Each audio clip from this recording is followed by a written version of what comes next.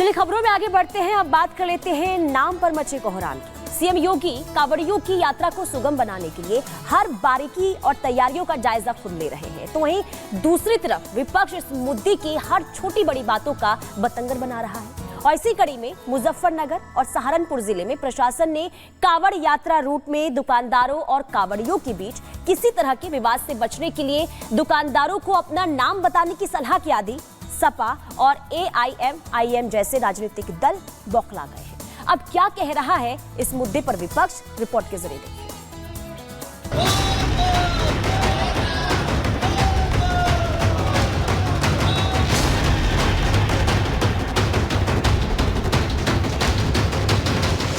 जो विरोधी मोदी का रास्ता रोकने में नाकाम रहे, वो बात बात पर अब यूपी के सीएम योगी को टारगेट कर रहे हैं, जिसका ताजा उदाहरण है कांवड़ यात्रा रूट पर विपक्ष की ओछी राजनीति।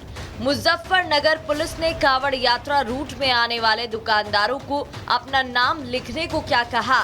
विपक्ष लोटा पानी लेकर फैसले को सांप्रदायिक रंग देने में जुट गया। खासकर खुद को मुसलमानों का रहनुमा बताने वाले ओवैसी और तुष्टीकरण की राजनीति करने वाले सपा जैसे दलों की तो जैसे चांदी हो गई हो। वो लगातार इस मुद्दे पर कुछ ना कुछ कह रही हैं। इसी कड़ी में समाजवादी पार्टी के अध्यक्ष अखिलेश यादव ने यूपी सरकार को घेरते हुए लिखा है, जिसका नाम गुड्डू, मुन्ना, छोटू या फत्ते है, उसके नाम से क्या पता चलेगा। हैरानी ये है कि सपा अध्यक्ष जिस मुद्दे पर तुष्टीकरण की राजनीति कर रहे हैं, यूपी सरकार की तरफ से ऐसी कोई एडवाइजरी जारी नहीं की गई है।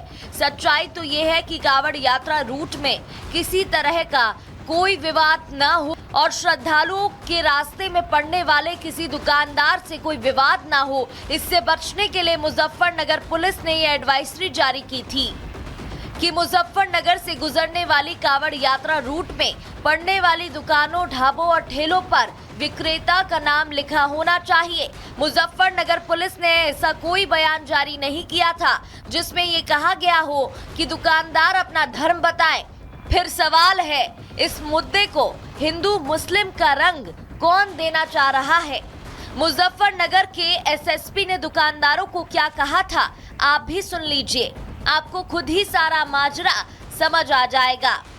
इसमें जितने भी खान पान के दुकानें हैं, चाहे वो होटल, ढाबे, ठेले, जहां से भी कांवड़िए अपनी खाद्य सामग्री खरीद सकते हैं, उन सबको ये निर्देशित किया गया है कि अपने प्रोप्राइटर के या काम करने वालों के नाम ज़रूर डिस्प्ले करें। ये इसलिए ज़रूरी है ताकि किसी प्रकार का कोई कन्फ्यूजन किसी भी कांवड़िए के अंदर ना रहे और ऐसी स्थिति ना उत्पन्न हो कि कहीं कोई आरोप प्रत्यारोप हो और बाद में कानून व्यवस्था की स्थिति उत्पन्न हो, इसलिए ऐसा निर्देश दिया गया है। सुना आपने, मुजफ्फरनगर पुलिस के SSP अभिषेक सिंह ने ये कहीं नहीं कहा कि दुकानदारों को अपना धर्म बताना होगा। ऐसे में सवाल है कि अगर प्रशासन ने खाने पीने की दुकान पर प्रोप्राइटर का नाम लिखने को कहा है तो इसमें दिक्कत क्या है। लेकिन दिक्कत तो है, और दिक्कत उन्हें है जो खुद को मुस्लिम पक्ष का रहनुमा बताते हैं और जो इनके नाम पर अपनी सियासी दुकान चलाते हैं। आप इस तरह से करके दो कम्युनिटीज के अंदर फासले पैदा कर रहे हैं। मेरी डिमांड है प्रशासन से और अपने शासन से कि ऐसे फरमानों को फौरन निरस्त किया जाए। हिंदू भाई अगर आम जो है किसी मुसलमान भाई के ठेले से ले रहे हैं तो कोई विवाद हो जाएगा। फलों को भी हम बांट लेंगे, अब हिंदू मुसलमान कर लेंगे। उत्तर प्रदेश की सरकार अनटचेबिलिटी को प्रमोट कर रही है, संविधान की धज्जियां उड़ाई जा रही हैं। हमने आर्टिकल 17 के जरिए अनटचेबिलिटी खत्म किया, आप अनटचेबिलिटी ला रहे हैं आप। तो ये क्लियर कट डिस्क्रिमिनेटरी ऑर्डर है और ये बताता है कि ये मुसलमानों को सेकेंड ग्रेड सिटीजन बनाना चाहते हैं उत्तर प्रदेश में, पूरे देश में। कांवड़ यात्रा रूट में साफ सफाई और खान पान में पवित्रता बनाए रखने के मसले पर श्रद्धालु सरकार को भी घेरने से नहीं चूकती है। ऐसा कई बार हुआ है जब कांवड़ यात्रा रूट में इस मुद्दे पर विवाद हुआ है, जो बाद में प्रशासन के लिए भी चुनौती बनी है।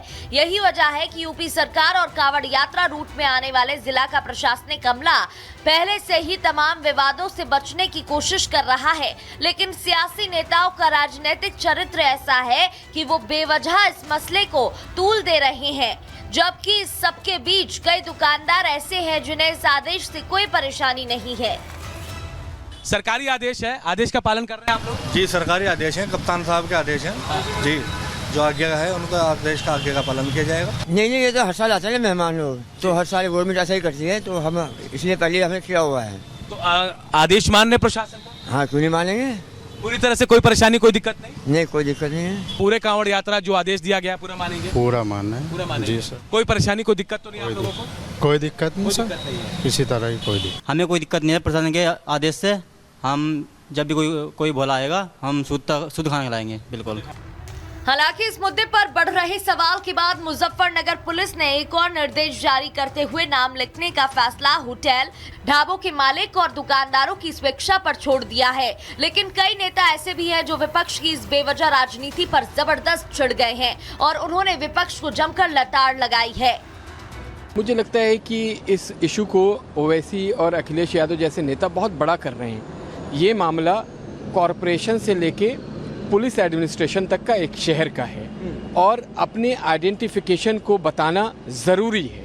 आप अपने आइडेंटिटी को छुपा के अगर कुछ करते हैं तो मुझे लगता है ये वैसे ही अपराध के श्रेणी में आता है। देखिए, अखिलेश यादव जी हो, समाजवादी पार्टी हो या असदुद्दीन ओवैसी साहब हो, ये सब कांवड़ यात्रा से चिढ़ते हैं, कांवड़ यात्रा में विघ्न डालना चाहते हैं। कहीं भी जाते हैं हम अपनी आईडी दिखाते हैं ना, आईडी दिखाने में, नाम लिखने में प्रॉब्लम क्या है? हर मुद्दे को राजनीतिक रंग देना आज की सियासत का मूल चरित्र बन चुका है। कांवड़ यात्रियों की पवित्रता का ध्यान रखने वाला ये फैसला भी फिलवक्त राजनीति के उन्हीं दाव पेचों में उलझा नजर आ रहा है। लेकिन इस बीच राहत की बात यह है कि यूपी के सीएम लगातार कांवड़ियों की सहूलियत और उनकी यात्रा में पवित्रता बनाए रखने को लेकर अधिकारियों को दिशा निर्देश दे रहे हैं, जो इस बात की गारंटी है कि विरोधी चाहे जितना भी जोर लगा ले, 24 की कांवड़ यात्रा बेजोड़ होगी। Bureau report, Republic Bharat.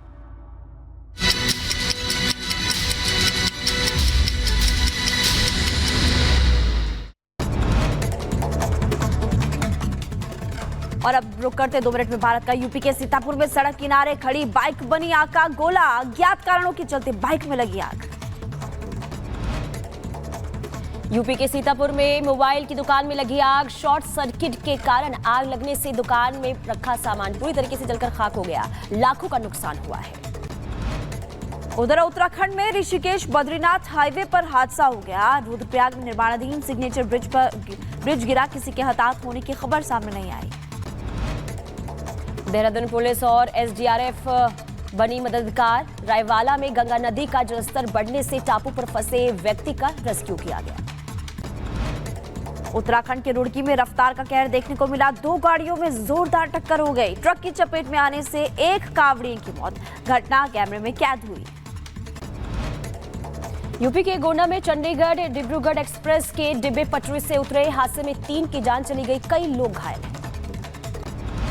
भुज के सरकारी अस्पताल में मिला हैंड ग्रेनेड मिलने के बाद एक्शन मोड में पुलिस। स्पेशल ऑपरेशनल ग्रुप की टीम ने शुरू किया सर्च ऑपरेशन। जम्मू कश्मीर के उधमपुर में दिखी बैगनी क्रांति। उधमपुर में 5 लाख लेवेंडर मदर पौधे की खेती की गई। मध्य प्रदेश के शाजापुर में चचेरे भाई ने भाई को मारी गोली। मामूली कहासुनी को लेकर विवाद काफी ज्यादा बढ़ गया था। घायल का इलाज जारी है और पुलिस इस पूरे मामले को लेकर तफ्तीश में जुटी। राजस्थान के मेवात में साइबर ठग, दाऊद के घर चला बुलडोजर। पुलिस ने 26 साइबर ठगों को चिन्हित करके लिस्ट जारी की थी। बुलंदशहर में सपा के पूर्व विधायक गुड्डू पंडित की भी दूसरी पत्नी